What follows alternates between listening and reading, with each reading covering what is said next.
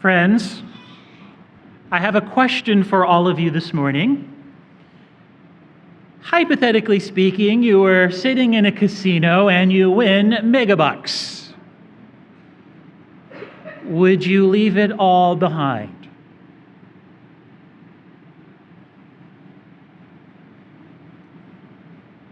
They left everything. They had a big score, right? Their boats were overflowing, a catch of a lifetime, and they leave it all behind. And so, my friends, the gospel today, it ends with 2 abandoned boats full of fish. And so these fishermen from those boats, they encountered the greatest treasure of their lives. And it's not megabucks, right? It's not a boat full of fish. It is the person of Christ. And so for these fishermen, the boats, the fish, and a former way of life meant absolutely nothing compared to the treasure that is Jesus. Now, perhaps a few chance passerbys would have helped themselves to some of the fish from the boats, and they probably thought they were lucky and blessed. Perhaps another chance passerby helped himself to those abandoned boats themselves and thought that they had found a great treasure too. They have a brand new livelihood, right? However, the real blessing and the real treasure was a person. Not the fish, not the boat, not the business, right? And that person was walking away with a group of former fishermen. And so, my friends, we have a powerful Christian truth. Possessing Christ is worth more than the world itself. So, my dear friends, would you give up megabucks for Jesus Christ? For us, the real treasure in life is not the boat full of valuable fish. It's not megabucks. It's not the full bank account. It is not fame or power. And dare I say today, even football, right? We should note that the readings today point to the fact that God is calling us as well. And the greatest treasure can be ours. And so a person who has no faith in God, ultimately, my friends, they cannot explain where they came from, where they are going. They are lost. We see this all over our culture and society today. They are just a chance existence, right? They believe that they will fade into oblivion. As such, their life on earth really has no other meaning than satisfying their basest desires. A great gift of the Christian faith is that life on earth, my friends, is lived as a journey in time toward eternity. We were created for heaven. And so life is a vocational journey. And this is one of the most prominent themes we see in Scripture. Throughout these sacred pages, women and men through every age, they are called by God. Abraham was called out of Ur. Moses was called back into Egypt. David was called away from his flock. Mary is called to be the mother of the Messiah. Peter, James, and John, they are called away from their boats. And so each one of these people, they received a divine call, a beckoning towards a divine reality.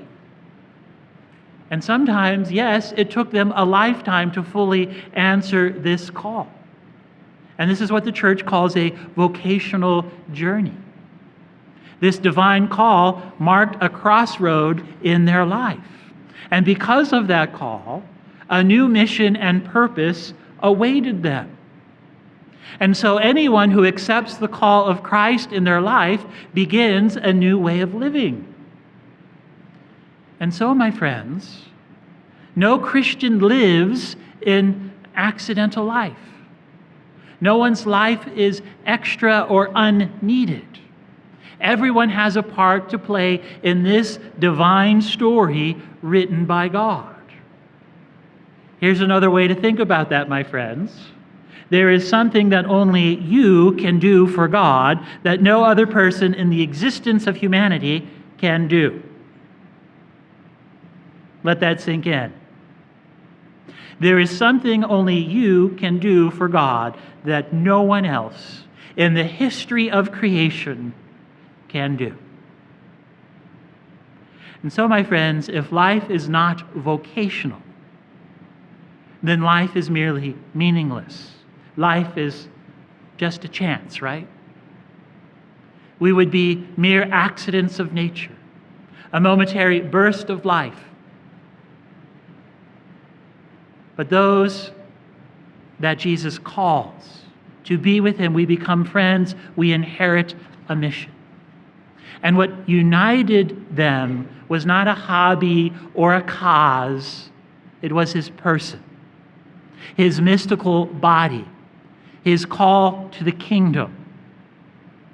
He came into this world to bring all of us to heaven. We were created for heaven. And this leads us to say that a relationship with God is something very personal. And my friends, you don't have to be anyone else in this call. I've shared this story before, but I think it brings the point home. I am the youngest of 8. And I remember going to my mom one day and I'm like, "Mom, who's your favorite?" To which my mom said, "You're my favorite, Shawn." Right? Right? Yes. Right? The wisdom of a mom, right? And I am convinced that is how God sees us. You are my favorite you. There's also a message that I share with all of our seminarians. When they go off to seminary, they encounter a lot of amazing people with a lot of talents, a lot of different prayer styles. They seem really holy. They seem really good. And I tell them, I don't care. You're called to live your vocation. Jesus is calling you to live your vocation. You're not called to be Pope Francis. You're not called to be Father Shawn, right? You're called to be you. And so each person's path, my friends, it is unique. No two paths are the same. And each person meets and receives Christ in a new way. And so the beginning of every person's faith journey begins with that call. It might be quiet. It might be I lost my train of thought. It could be in a whisper, right? And yet our souls can still hear it. So our souls begin to desire that which is eternal, a love that lasts forever, right? To use St. Augustine, our hearts are restless until they rest in you, O God, right? There is a God-shaped hole in our hearts that only God can fill. And yet, we as a culture, we as a society, we try to convince ourselves that other things can fill that hole. And we are never satisfied. Because our souls begin to have that desire which is eternal, a love that lasts forever. And when we begin to seek it, maybe not even realizing at first what this is, and then when we discover the love of Christ and how it matches perfectly with that hole in our hearts, our destiny is made. And so only in time do we see how Jesus is leading us to our eternal home, especially through the church. And so each person, my friends, we have a journey. And the journey is written both by the person, by all of you, by all of us, and by God. And there's this mysterious love that is unfolding over a lifetime.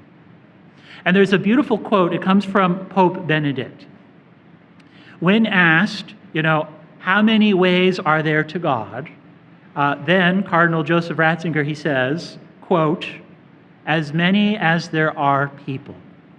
For even within the same faith, each man's way is eternally a personal one." And so, my friends, this is how we describe life as being a vocation. Christianity is not a series of dogmas or moral norms that a Christian must simply believe and live out, and we stamp your card and then you get to heaven, right? Christianity is faith and love. It is a total following of a person, the amazing person of Jesus Christ. And if we can leave everything behind to follow him, our lives will never be the same. And so today, the two abandoned boats, they symbolize and show us that we do have an option. Jesus today comes to the shore of your life. He does so in the Word and in the Eucharist. And so this Mass is a moment when you are being asked to decide, will you give up the boat full of fish of your life? Will you let Jesus take you on a new journey?